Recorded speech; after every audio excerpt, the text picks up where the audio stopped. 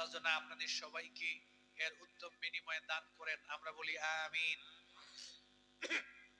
আমি স্মরণ করছি ওই সমস্ত মানুষগুলোর কথা যাদেরকে কেন্দ্র করে এই জায়গায় সুন্দর একটি প্রতিষ্ঠান গড়ে উঠেছে।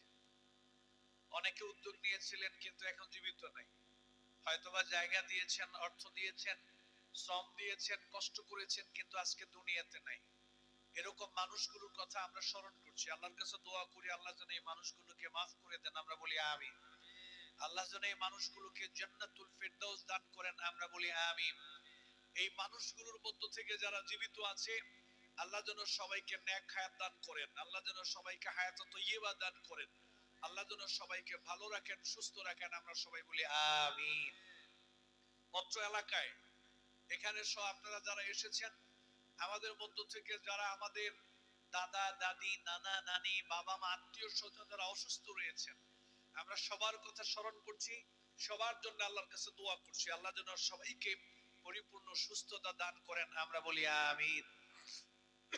আমি খুব বেশি লম্বা সময় কথা বলবো না, সংক্ষিপ্ত পরিসরে কিছু কথা রাখবো। আমার কথা শুরু করার পূর্বে আমি 2 মিনিট ভূমিকা হিসেবে আমার কথাগুলো বলে আমি আমার আলোচনা শুরু করছি। বাংলাদেশের যেই জায়গায় আল্লাহ তাআলা ওয়াজ মাহফিল নিয়ে যান, প্রায় জায়গায় আমার কাছে মনে হয় যে বর্তমান সময়ে মানুষ ওয়াজ মাহফিল এখন আর শুনতে আসে না, মানুষ এখন ওয়াজ মাহফিল দেখতে যায়। লোকজন কেমন হলো, সামিয়ানা কেমন হলো, মেলাটা কেমন জমলো, মেলায় মহিলা মেয়েরা কে বেশি আসলো কম আসলো, মেয়েরা আসলো কিনা, তারপরে কি কি পণ্য সেখানে উঠলো, ক্রয় বিক্রি কেমন হচ্ছে, কোন কোন আইটেমের খাবার উঠেছে।